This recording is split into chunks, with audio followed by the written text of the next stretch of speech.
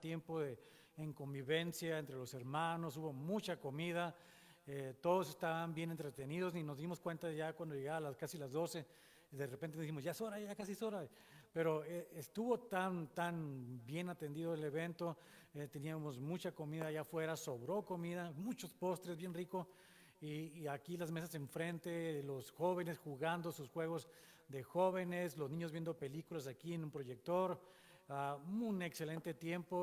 A eso de ¿qué serían? Como de las 8 de la noche, no, 9 de la noche, hubo un grupo de alabanza que estaban allí ensayando en un cuartito, después se vinieron para acá y como eso de la medianoche hasta las 4:30 de la mañana estuvimos alabando al Señor. Fue riquísimo, nos fuimos contentos, bien llenitos a casa del Espíritu, todos felices y fue un gran momento y le recomiendo el próximo año, no se lo pierda, el final de este año que viene, pasamos un gran tiempo en familia, nos divertimos mucho, los niños no se durmieron, los bebés andaban por todos lados, bien contentos todos, ¿verdad? O sea, eso es lo bueno, estar en la familia, todos contentos, felices, fue un gran gozo aquí que tuvimos en la familia y es hermoso eso. También quisiera decirles que hay una necesidad, una hermanita que viene eventualmente a la congregación, trabaja mucho y está muy enferma normalmente ella, y tiene necesidad, nos comunicó de que tiene necesidad de alimentos en su casa, así que estamos haciendo una colecta de alimentos no perecederos, es decir, hay cosas que no se echen a perder. Y para saber qué es lo que va a traer, ahí está ese arbolito bien bonito con lucecitas que ve atrás, tiene colgados unos chocolatitos con adornitos ahí. Llévese uno a casa o dos de ellos y va a ver que tiene dice qué es lo que puede traer, ¿verdad?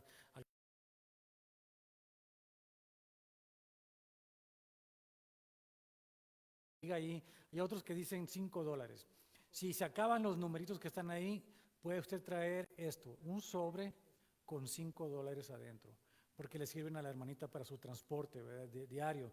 Entonces, traiga estos para el miércoles o en el transcurso de esta semana, porque pensamos entregarlos el próximo sábado, a más tardar, y tráigalos al horario de oficina aquí entre martes y viernes, de entre 10 de la mañana y 5 de la tarde, aquí en la oficina. Nuestro hijo Charlie está aquí y lo va a recibir con mucho agrado, pero si quiere traerlos el miércoles, al servicio del miércoles, tráigalos el miércoles, ¿verdad? Lo que le corresponda traer ahí. Y dice, yo nomás voy a traer una sola caja de cereal, pues si nomás siente como que es poquito, pues tráigase dos, ¿verdad? Échele ganas hasta que, dice mi esposa, hasta que su corazón esté contento, ¿verdad? Entonces, así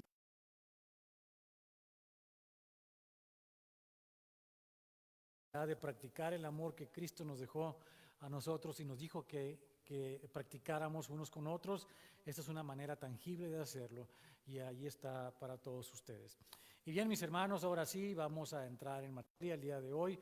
Feliz años a todos, feliz año, estamos en un año nuevo y estamos en una década nueva inclusive, 2020, ¿verdad?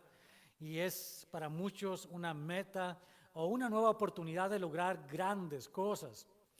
Es como si alguna parte de nosotros esperara algo nuevo, algo especial que va a tocar nuestras vidas para bien. Pero, ¿qué tiene de especial una fecha para nosotros? Muchos sí lo vemos en un sentido, pero no en la forma en que la mayoría de las personas lo esperan. Nosotros no necesitamos ni rituales ni amuletos especiales para recibir un año nuevo, nada de esas cosas. Pero nosotros podemos confiar que el Señor tiene algo para nosotros. Nosotros podemos confiar en que Dios tiene un plan especial para nosotros y lo que estamos diciendo con ello es que podemos confiar en Él. Lo que nos traer a todos es más grande, una más grande y mejor esperanza, una fe renovada y la confianza en que nuestro Señor y Salvador está cada vez más cercano para todos nosotros. No, yo no sé si en manera colectiva o individual, pero el Señor viene pronto. Considere eso. Y considerando eso, como cristianos que somos, dígame una cosa. Si supiera que este año es el último año que va a estar de este lado del cielo, ¿qué harías distinto? ¿Cómo te comportarías con los que te aman y con los que amas? ¿Qué nuevas cosas intentarías? ¿Buscarías el perdón de los que has ofendido y perdonarías a los que te han ofendido? ¿Qué harías de diferente? Déjame decirte una cosa también más importante, más que un año.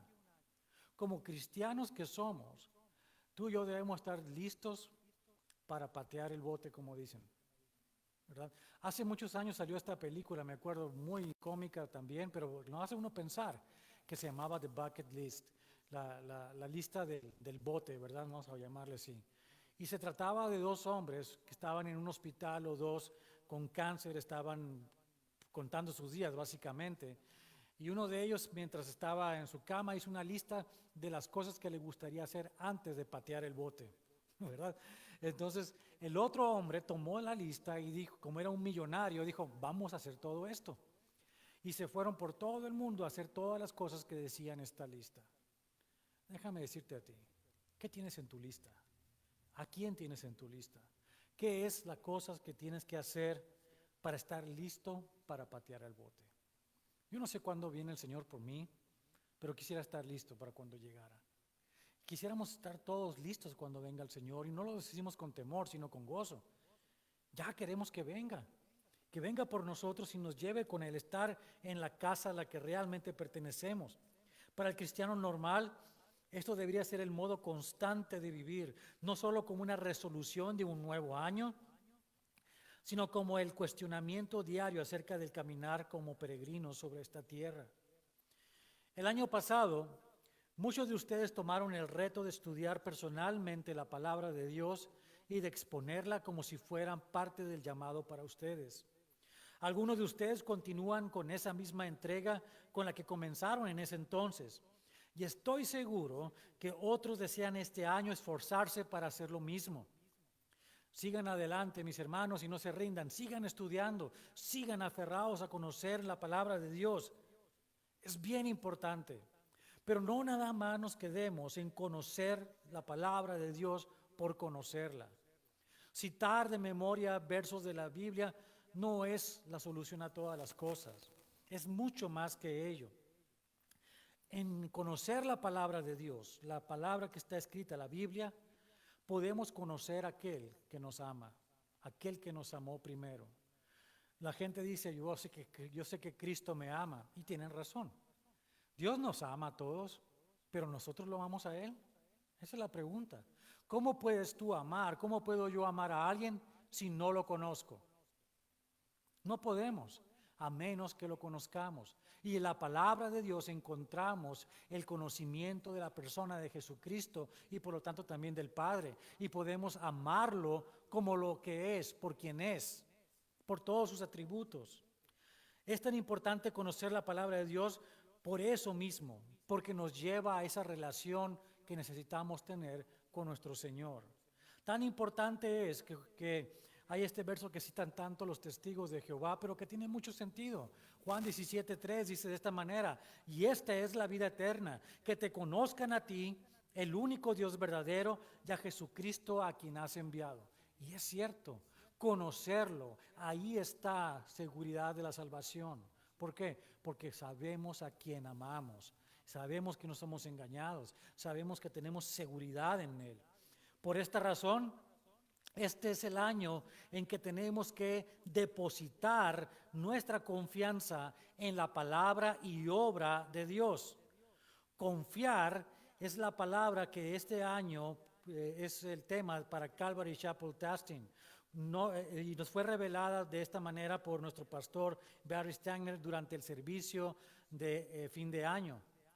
Por un año entero, mis hermanos, el año pasado, la palabra fue bendición, pero para nosotros también fue el conocer la palabra, ser bendecidos por el estudiar a profundidad la palabra, y estudiamos la palabra de esa manera, pero no se trataba solamente de leerla, sino de conocerla, de estudiarla a profundidad, porque como esto, de esta manera dice el Salmo 1, versos 1 al 3, bienaventurado el varón que no anduvo en consejo de malos, ni estuvo en camino de pecadores, ni en silla de escarnecedores se ha sentado, sino que en la ley de Jehová está su delicia, y en su ley medita de día y de noche.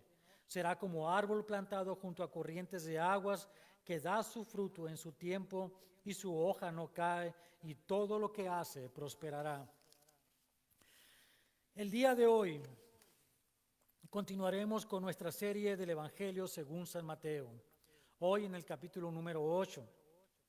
Así que le voy a pedir que se ponga de pie conmigo para leer juntos la palabra de Dios, todo el capítulo 8 del Evangelio según San Mateo, que vamos a usar como tema central para hablar de que el Rey demuestra su majestad. Cuando descendió Jesús del monte, le seguía mucha gente. Y aquí vino un leproso y se postró ante él diciendo: Señor, si quieres puedes limpiarme. Jesús extendió la mano y le tocó diciendo: Quiero, sé limpio. Y al instante su lepra desapareció. Entonces Jesús le dijo: Mira, no lo digas a nadie, sino ve, muéstrate al sacerdote y presenta la ofrenda que ordenó Moisés para testimonio a ellos. Entrando Jesús en Capernaum, vino a él un centurión rogándole y diciendo: Señor, mi criado está postrado en casa, paralítico, gravemente atormentado. Y Jesús le dijo: Yo iré y le sanaré. Respondió el centurión y dijo: Señor, no soy digno de que entres bajo mi techo. Solamente di la palabra y mi criado sanará. Porque también yo soy hombre bajo autoridad y tengo bajo mis órdenes soldados. Y digo a este: ve y va, y al otro: ven y viene, y a mi siervo: haz esto, y lo hace. Al oírlo Jesús se maravilló y dijo a los que le seguían: de cierto os digo que ni aun en Israel he hallado tanta fe. Yo os digo que vendrán muchos del oriente y del occidente y se sentarán con Abraham e Isaac y Jacob en el reino de los cielos. Mas los hijos del reino serán echados en las tinieblas de afuera. Allí será el lloro y crujir de dientes. Entonces Jesús dijo al centurión: ve, y como creíste, te sea hecho. Y su criado fue sanado en aquella misma hora. Vino Jesús a casa de Pedro y vio a la suegra de éste postrada en cama, con fiebre.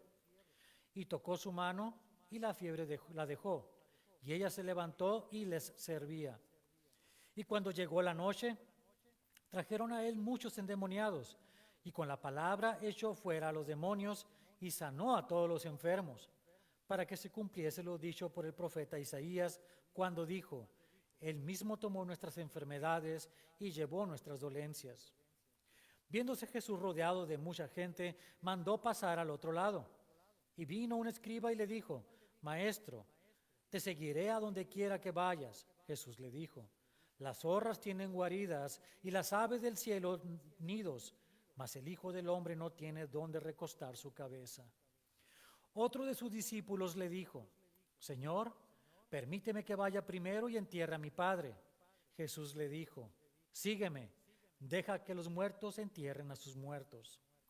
Y entrando él en la barca, sus discípulos le siguieron. Y he aquí que se levantó en el mar una tempestad tan grande que las olas cubrían la barca, pero él dormía.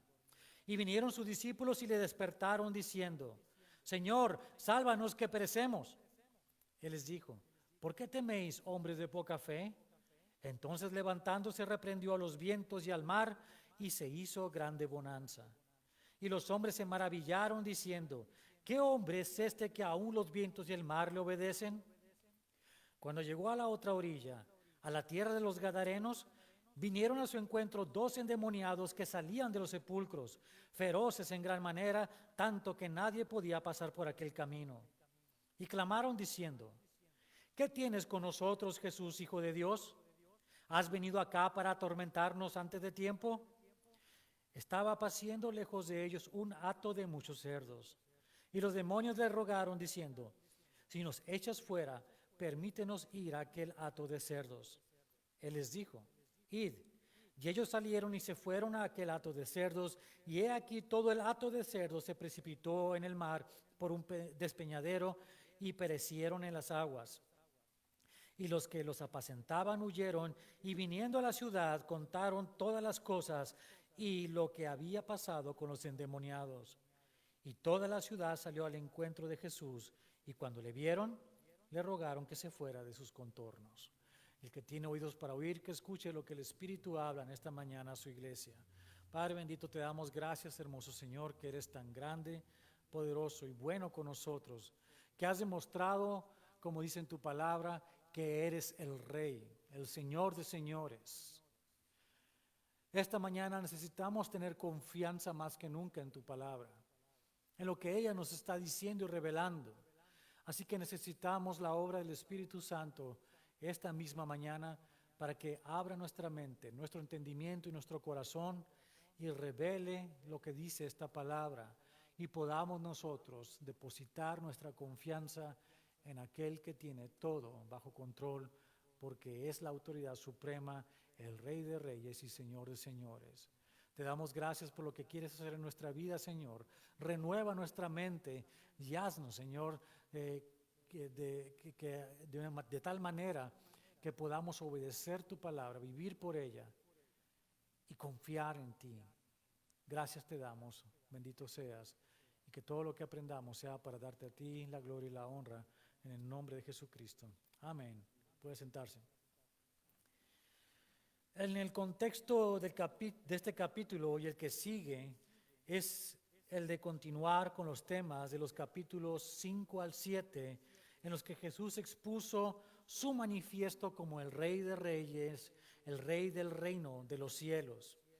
En un sentido más amplio, el reino de los cielos está por encima de cualquier otro reino existente en el universo entero. Cuando hablamos del reino de los cielos, debemos entender que se trata del trono y posición que pertenece y ocupa el único Dios verdadero en sus tres personas.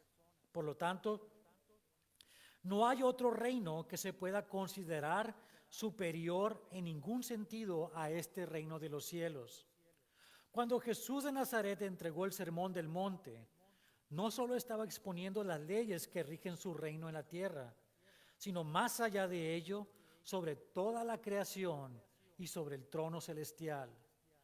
Cuando comparamos la ley dada a la nación de Israel con el Sermón del Monte, podemos ver claramente tal superioridad, porque este último expone el amor de Dios como la ley en la que se definen los parámetros de conducta y de moral esperados para todos aquellos que deseen ser parte del reino de los cielos.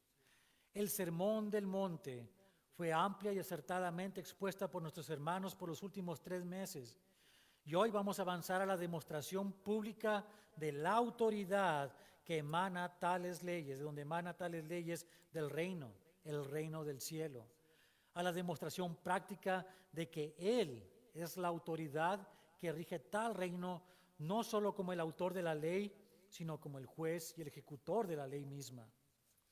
En el capítulo 8 que acabamos de leer, vimos que hay 6 señales que Jesús hizo probando su autoridad como el Rey, demostrando su majestad. Y vamos a ver cada uno de estos 6 señales o milagros que Él hizo. El primero de ellos dice que Jesús limpió a un leproso. En versos 1 al 4 habla de esa manera. Y aquí encontramos algo importante. La lepra es una enfermedad que todavía hoy en día hay en algunos países, no tanto en América, ya en unos cuantos lugares solamente, pero todavía en la India y en algunas partes del Medio Oriente hay esta enfermedad de la lepra.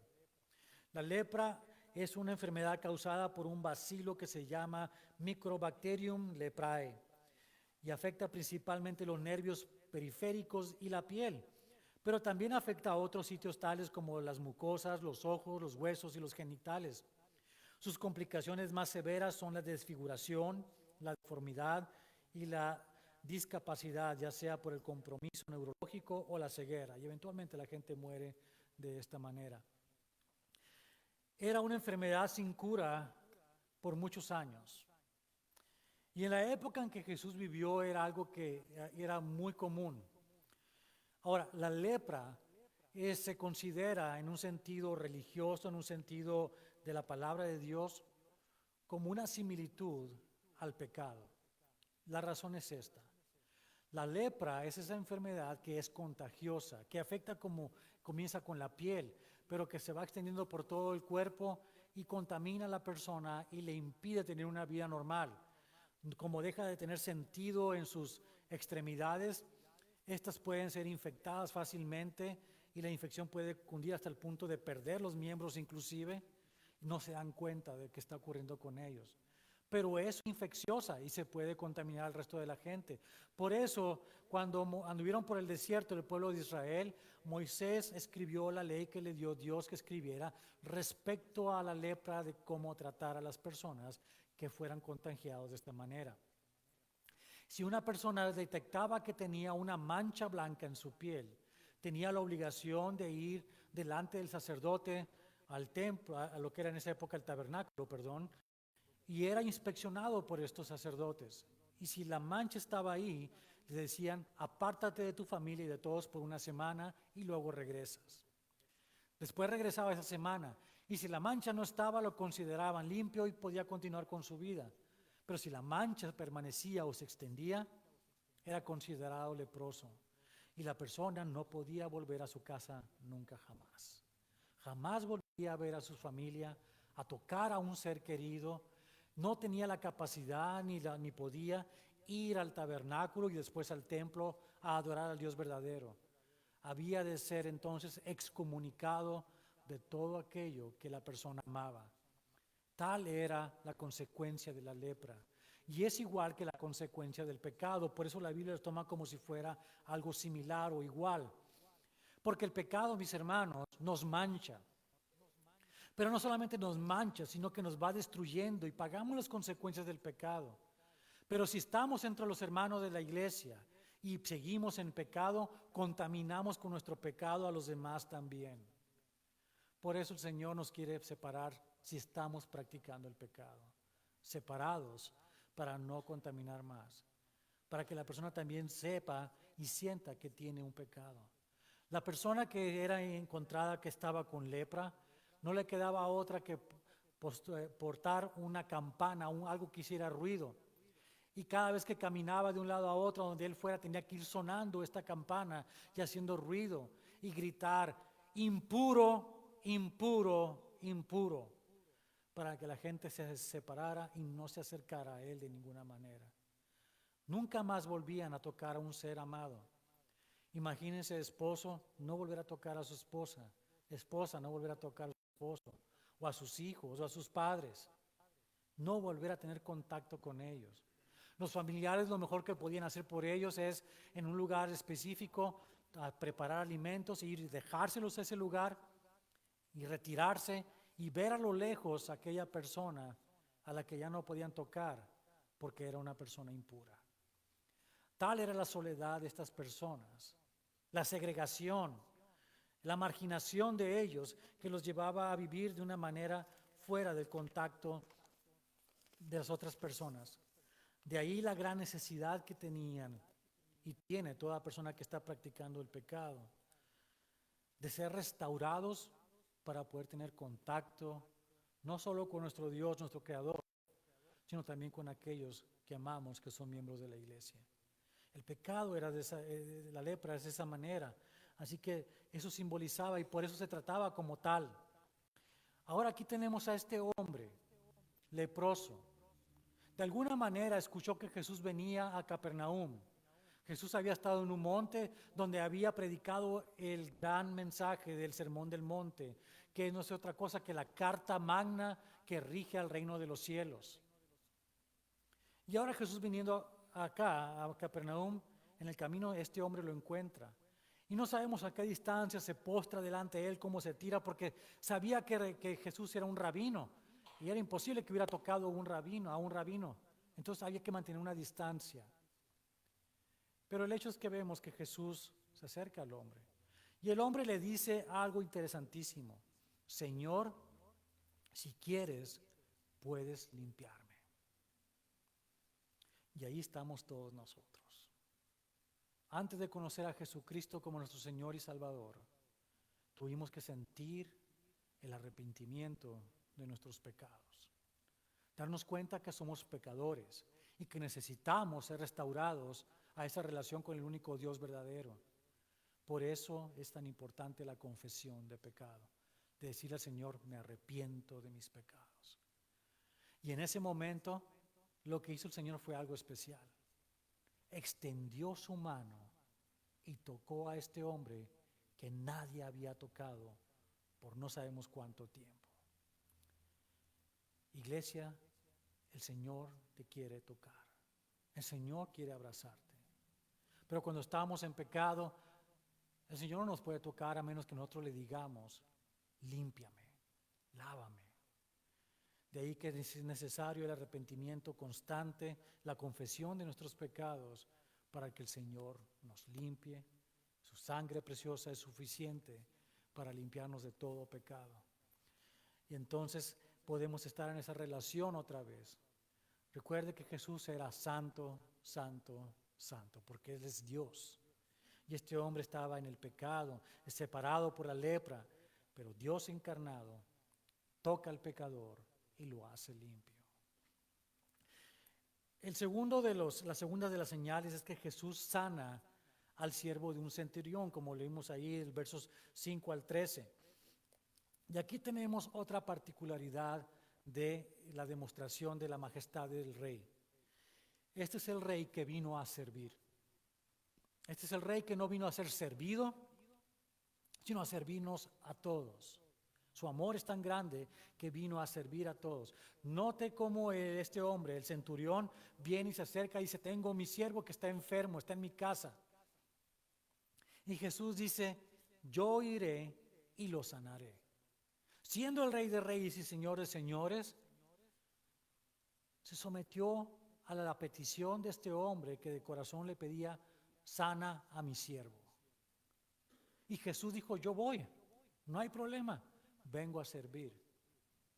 Pero el centurión nos da una gran lección de fe a todos nosotros y nos hace probar que Jesús es quien dijo ser y la gran majestad del Rey de Reyes y del Señor de Señores, porque le dijo, solo di la palabra y es suficiente, porque tienes autoridad.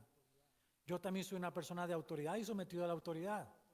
Así que si tú dices, se hace. Esa es fe. Y Jesús lo vio en este hombre. Pero también nos da a entender algo importante. Sí, Jesús estaba limitado en su humanidad a un lugar y un tiempo específico en el cuerpo de Jesucristo, en la encarnación. Pero también es Dios. Y entendamos que en su deidad, Él está en todas partes también. Así que basta que diga su palabra y las cosas son hechas en el lugar, la distancia y el tiempo en que son requeridas las cosas. Y Dios lo hizo de esa manera, Jesús lo hizo de esa manera.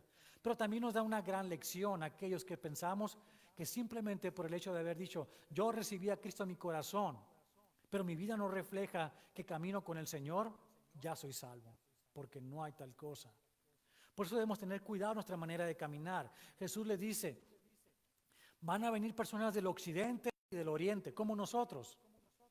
Y nos vamos a sentar en la mesa, en el reino, junto con Abraham, con Isaac y con Jacob. Pero hay personas que nacieron israelitas. Hay personas que se dicen cristianos y que no caminan con el Señor. No obedecen. Si no hay obediencia, significa que el Espíritu no está en ellos, es porque no pueden obedecer. Y si tal cosa es cierta, dice que ellos estarán separados, donde está el llanto y el rechinar de dientes. Esa es una gran realidad para que tomemos en cuenta nosotros.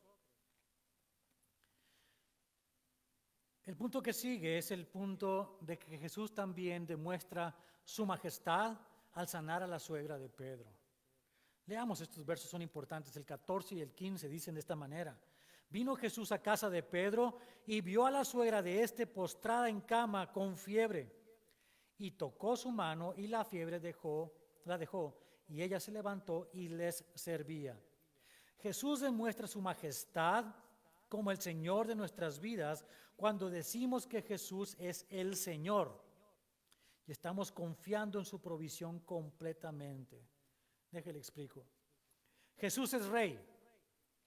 Y al serlo es también dueño o amo de los súbditos de su reino. El súbdito del rey debe trabajar para la obra del reino, de manera que los creyentes somos en realidad súbditos del rey.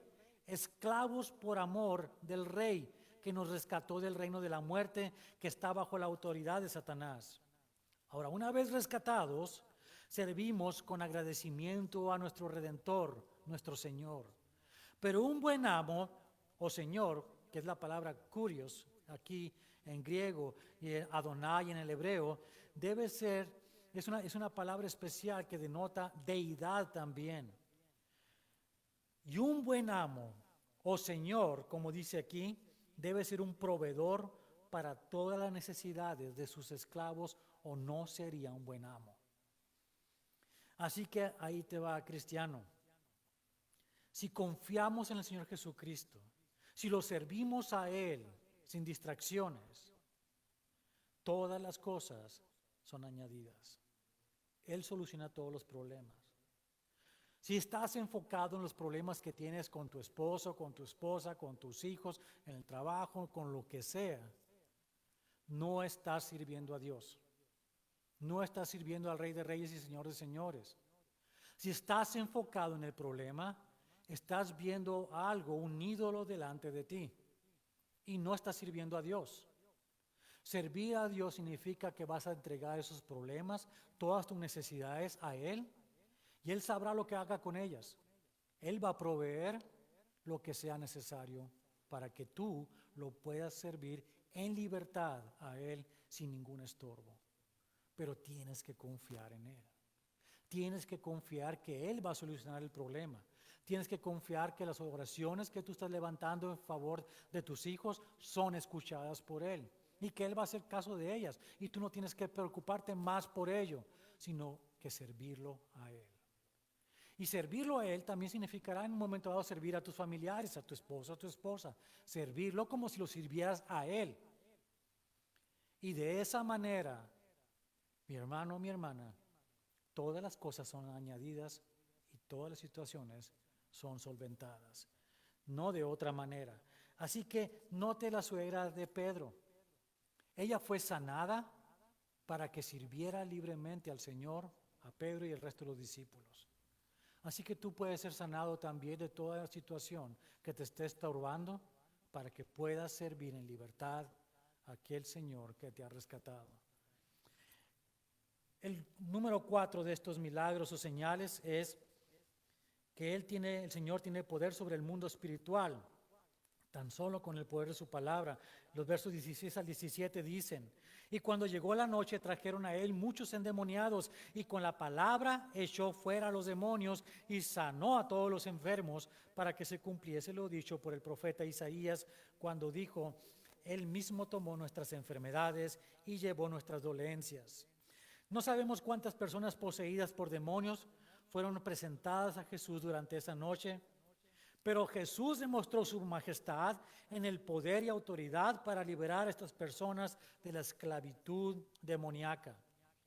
¿Sabe que esto era, lo leemos en la Biblia y dicen, bueno, esto hace en esa época cuando había gente endemoniada por todos lados, pero los psicólogos y los psiquiatras hoy dicen que son personas que tienen problemas en su mente.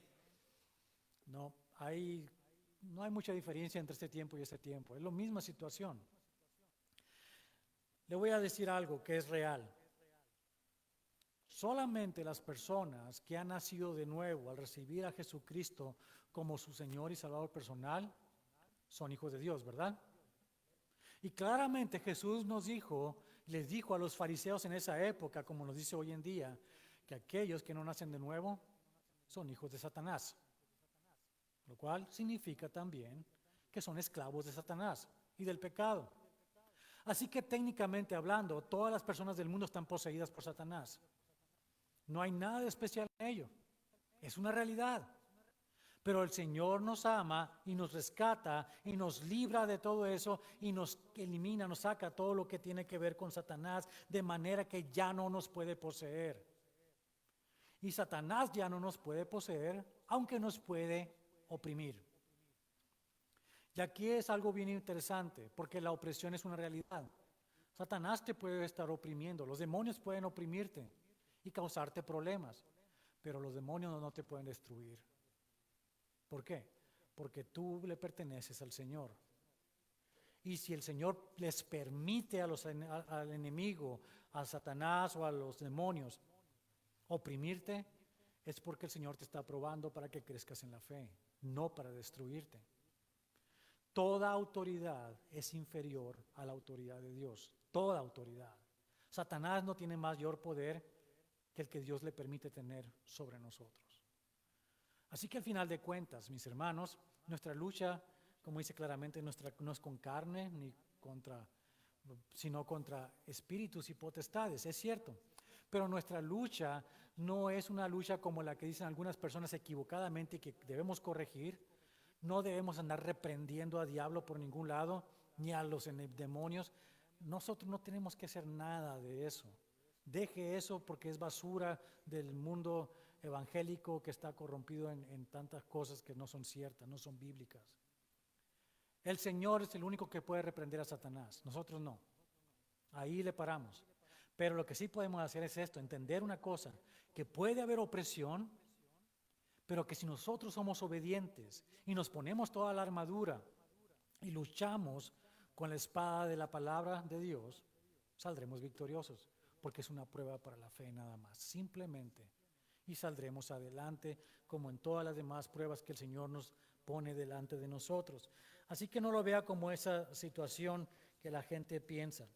En el último de estos versos leímos que el Señor dice ahí, Él mismo tomó nuestras enfermedades y llevó nuestras dolencias, citando Isaías 53, versos 4, donde dice: ciertamente llevó Él nuestras enfermedades y sufrió nuestros dolores, y nosotros le tuvimos por azotado, por herido y abatido. ¿Sabe? Nuestras enfermedades que el Señor limpió y sanó en el momento que nos tocó, es esa lepra espiritual que teníamos, el pecado que nos mataba, el pecado que nos tenía oprimidos y presos de Satanás. Pero una vez habiendo recibido a Jesucristo, somos libres. Y ya no tenemos eso, y hemos sido sanados. Pero yo estoy enfermo, mi cuerpo está enfermo, claro. Estamos en un universo que está en decadencia, que el pecado entró en él y todo vino a menos. La decadencia es la realidad y el pecado está en el mundo y por eso enfermamos y podemos morir de una enfermedad. Pero ¿sabe una cosa? La enfermedad que el Señor vino a curar en nosotros, a sanar y que sanó, por sus llagas en esa cruz, fue la del pecado que nos marcaba y nos tenía condenados a muerte.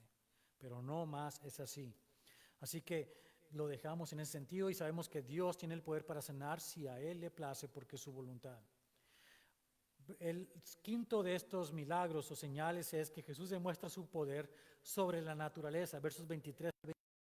Vemos junto con los discípulos, iban hasta la otra orilla, pero algo pasó. Una gran tormenta se levanta en el mar de Galilea y tanto que se estaba hundiendo la barca.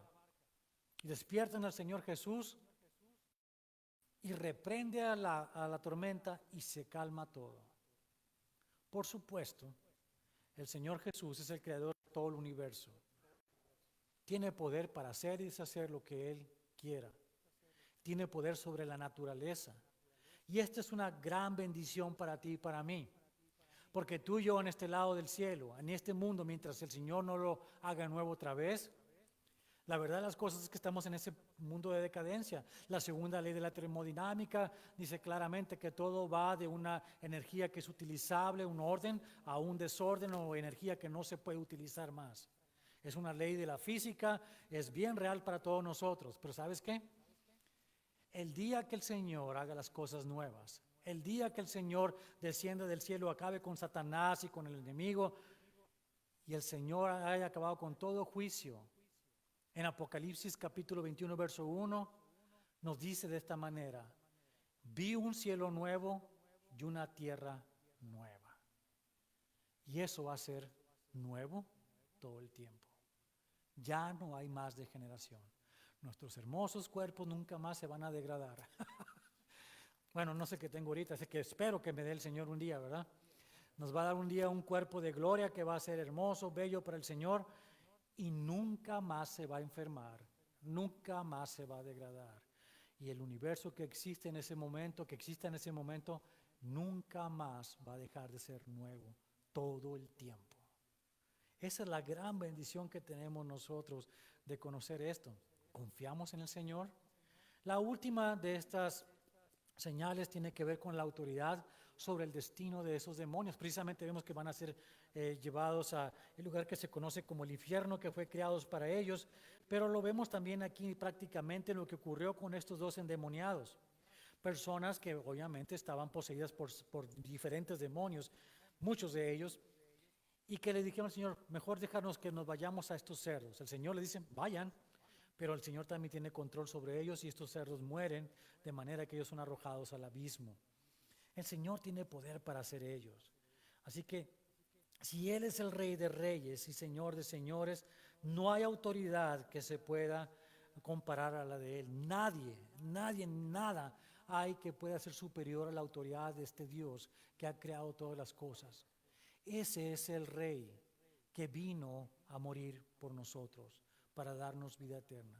La pregunta para ti, mi hermano, mi hermana, esta mañana: ¿puedes confiar en este Dios que es el Rey absoluto y majestuoso de todo lo que es?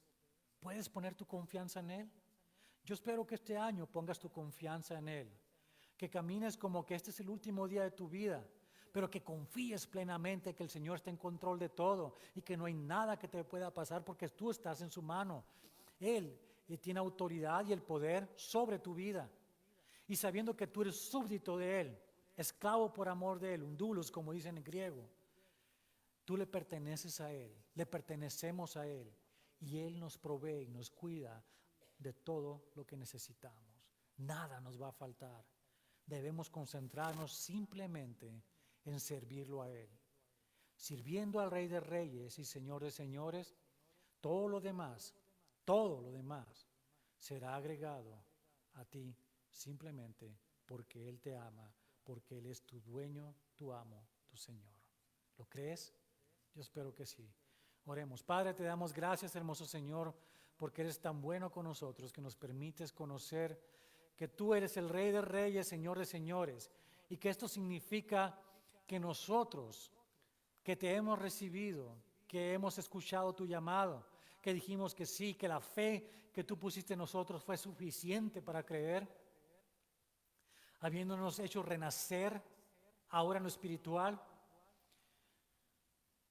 te pertenecemos. Y al pertenecerte, tú siendo nuestro amo, el mejor de los amos, el perfecto amo y Señor, proveerás todas nuestras necesidades conforme a tus riquezas. Así que no nos queda a nosotros nada de qué preocuparnos, sino de ocuparnos en servirte, ocuparnos en la libertad que nos has dado para servirte a ti. Y una de las maneras que podemos saber que estamos sirviéndote a ti es también servir a los que nos rodean. Esa fue la enseñanza que nos diste, que nos amáramos unos a otros como tú nos has amado. Nos dijiste de esa manera y entendimos entonces que solamente podemos decir que somos súbditos del Rey, esclavos por amor del Rey, si obedecemos al Rey y los estatutos de la Carta Magna dictada en el Monte del Sermón por el mismo Rey, el Señor Jesucristo. Gracias te damos por esta verdad, Señor. Y mientras avanzamos en este año que hoy comienza, danos ánimo, Señor, en nuestro corazón, un fuego por compartir el mensaje del Evangelio y un fuego también por obedecerte, y que podamos confiar completamente con todo lo que somos en ti, Señor. Gracias te damos, Señor, porque te has fijado en nosotros, en cada uno de nosotros, con ese gran propósito de darnos una vida buena y abundante, y vida eterna sobre todo, junto a ti. Confiamos en ti, Señor, y esperamos de ti todas estas promesas, agradecidos por haberte fijado tú en nosotros, que no lo merecíamos. Gracias te damos, hermoso Señor, por ello. Bendito seas. A ti sea la gloria y la honra, en el nombre de Jesucristo. Amén. Dios los bendiga, mis hermanos.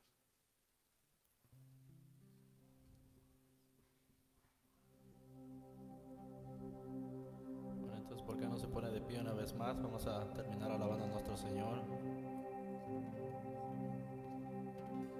dándole toda la gloria y toda toda la honra que solamente Él se merece.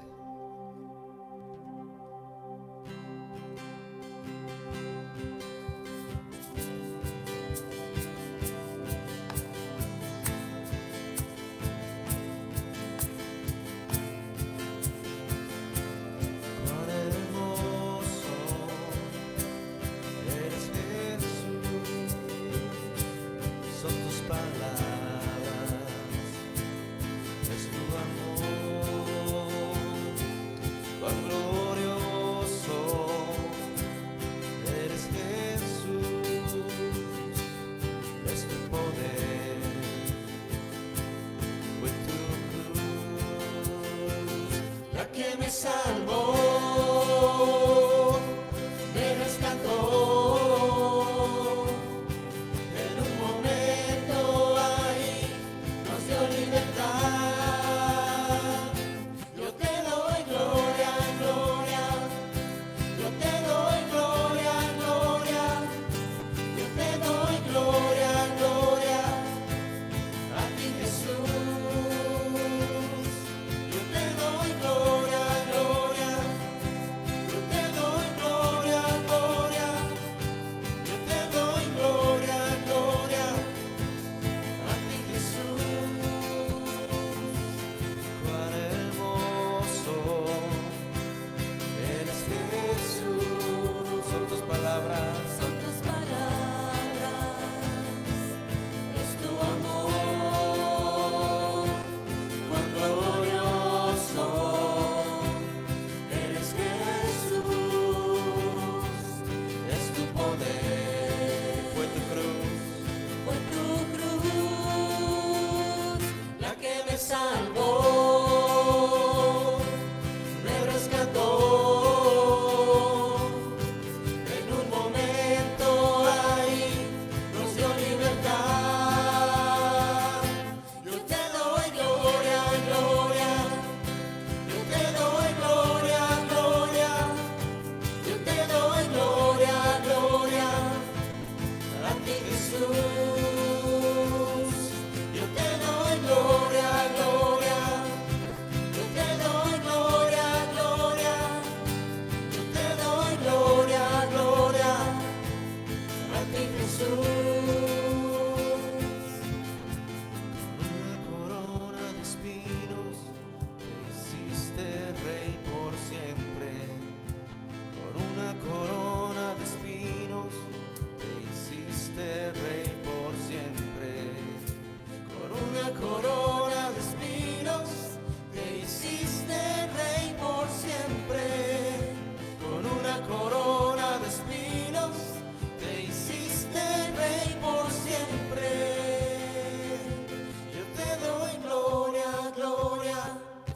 yo te doy gloria, gloria, yo te doy gloria, gloria, a ti, Jesús. Yo te doy gloria, gloria. Yo te doy gloria, gloria. Yo te doy gloria, gloria. A ti, Jesús.